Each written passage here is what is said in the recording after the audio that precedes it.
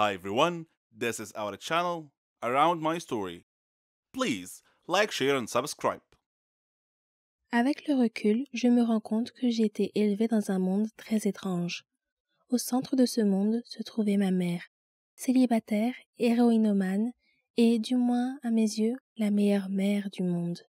Chaque jour, il y avait un moment où elle me disait « J'arrive dans une seconde » avant de disparaître dans sa chambre avec quelques-unes de ses amies et de fermer la porte à clé. À 7 ans, je restais longtemps devant cette porte fermée à clé, essayant d'imaginer ce qui se passait de l'autre côté. Il m'a fallu des années pour comprendre ce qu'elle faisait là-dedans. Pendant longtemps, j'ai pensé que les adultes faisaient une sorte de sieste. Ils sortaient de cette pièce si calme, si détendu et si joyeux. J'avais l'impression de rater quelque chose, car même après des nuits complètes de sommeil, j'étais toujours fatiguée. Je voulais devenir exploratrice plus tard. Et je savais que cela me demanderait beaucoup d'énergie. Ma mère avait énormément d'amour à donner, et c'est moi qui en recevais le plus. Nous jouions ensemble tous les jours pendant des heures, et nous rêvions d'aventures ensemble. J'étais Link, elle était Zelda, et notre mission était de vaincre le méchant démon qui vivait à quelques pas de notre maison dans l'ouest de l'Autriche. Tout d'abord, nous devions nous procurer une carte, afin de pouvoir localiser le démon et le détruire. Si ma mère était trop fatiguée pour notre mission, elle devait boire une potion à base de gousses de pavot pour reprendre des forces. Ma mère recevait généralement ses amis chez elle, comme Werner, qui m'a dit qu'il tirait son énergie de la nature et des arbres. Werner me racontait toujours les heures de gloire du club de football autrichien, tandis que le petit ami de ma mère, Adam, m'a appris à jouer aux échecs quand j'avais 6 ans. Il avait appris à jouer pendant son séjour en prison. Le seul mensonge que ma mère m'ait jamais raconté est sans doute que mon père était mort dans un accident de voiture avant ma naissance. Ce n'est que des années plus tard, lorsqu'Adam et elle sont devenus abstinents, qu'ils m'ont expliqué que mon père biologique était mort d'une overdose d'héroïne.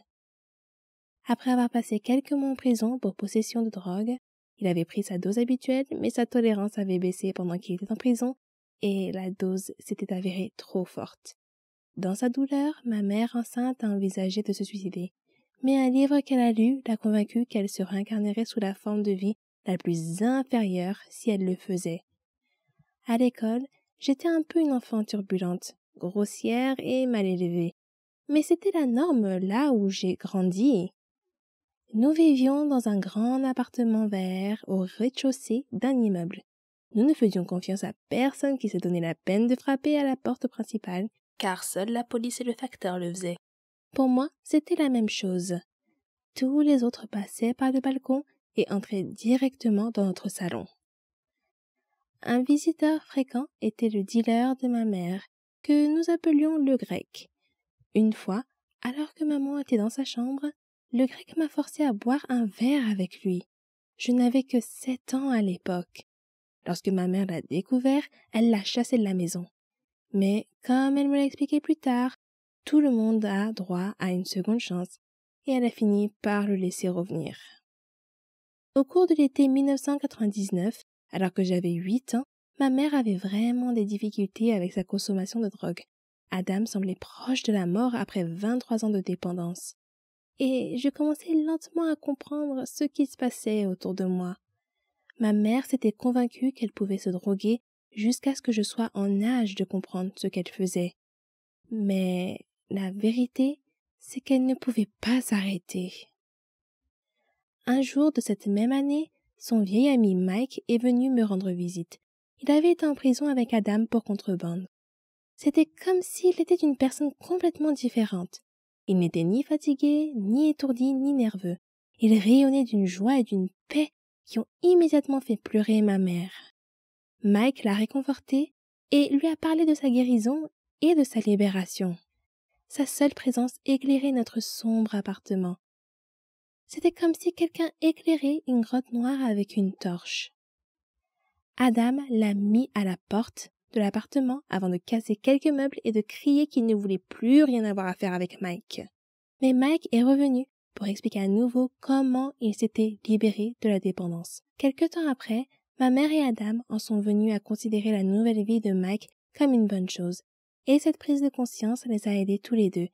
Des dizaines de tentatives de désintoxication avaient échoué. Les médecins, les psychologues et les travailleurs sociaux ayant insisté sur le fait que la volonté d'arrêter la drogue devait venir de l'intérieur, une force qu'aucun d'entre eux ne pensait avoir. Mais leur ami Mike avait réussi à s'en sortir grâce à sa force intérieure, ce qui a donné à Adam et à ma mère l'espoir d'en faire autant. Mon beau-père est devenu abstinent après plus de 20 ans de toxicomanie, tandis que ma mère a vaincu une profonde dépression qui l'avait conduite au bord du suicide à plusieurs reprises. Ils avaient ressenti le vide, la tristesse et le désespoir, mais ils étaient désormais remplis d'amour et de sécurité. Malheureusement, tout le monde autour d'eux n'a pas eu la même chance. Beaucoup de leurs amis sont morts à cause de leur dépendance. Ma mère est décédée d'un cancer à l'âge de 39 ans. Tout au long de sa vie, elle a vaincu des monstres et des démons, tout en témoignant à ses proches une incroyable dose d'amour. Au milieu du marécage de la drogue dans lequel j'ai grandi, j'ai eu une enfance magnifique et je ne peux que la remercier pour cela.